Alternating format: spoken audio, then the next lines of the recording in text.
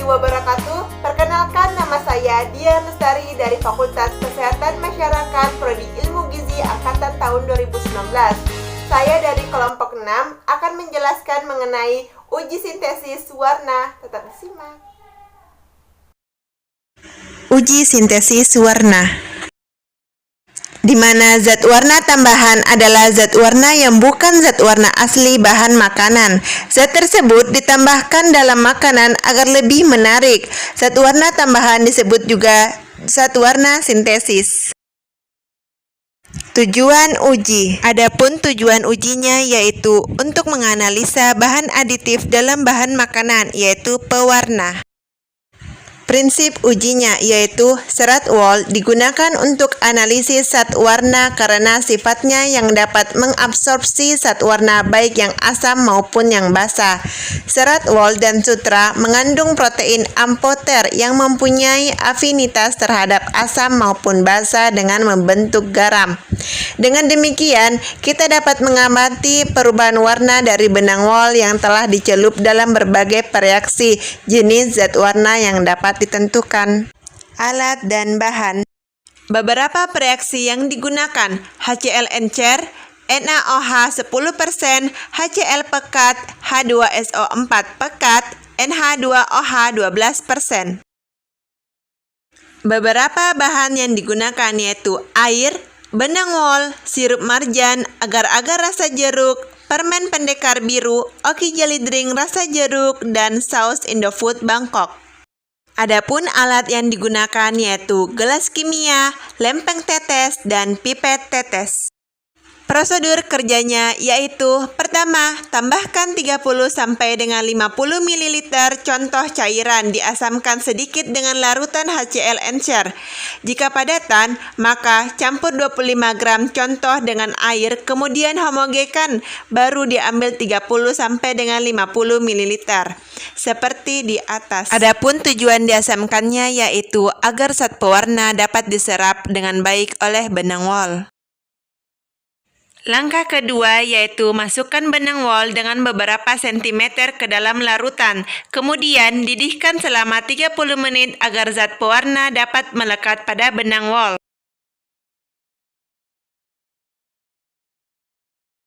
Langkah ketiga, benang Wald diangkat. Setelah itu cuci dengan air dingin.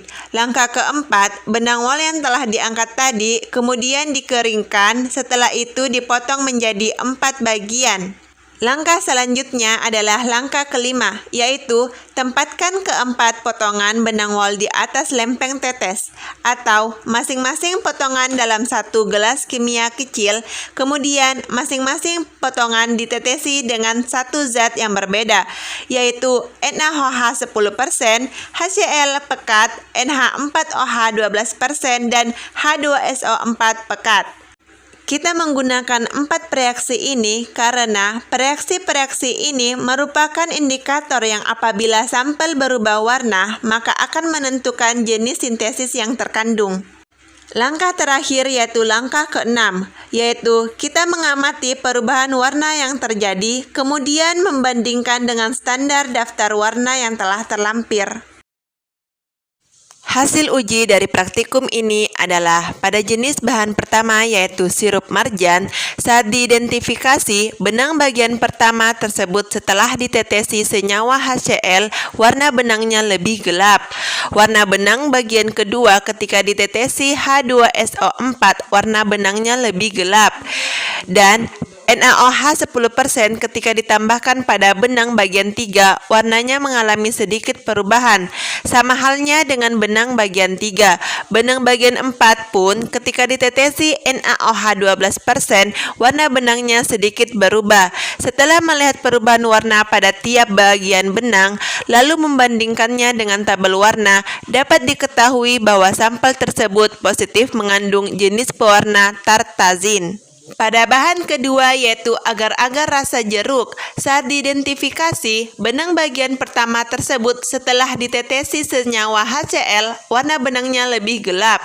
Warna benang bagian kedua ketika ditetesi H2SO4, warna benangnya menjadi lebih gelap. Sedangkan NaOH 10% ketika ditambahkan pada benang bagian ketiga, warnanya tidak terdapat perubahan. Sama halnya dengan benang bagian ketiga, benang bagian keempat pun ketika ditetesi NaOH 12%, warna benangnya sedikit berubah. Setelah melihat perubahan warna pada tiap bagian benang, lalu membandingkan dengan tabel warna, dapat diketahui bahwa sampel tersebut positif mengandung jenis pewarna tartazin. Pada bahan ketiga yaitu permen pendekar biru, saat diidentifikasi, benang bagian pertama tersebut setelah ditetesi senyawa HCl, warna benangnya kebiruan. Warna benang bagian kedua ketika ditetesi H2SO4, warna benangnya menjadi orange. NaOH 10% ketika ditambahkan pada benang bagian 3, warnanya menjadi kebiruan.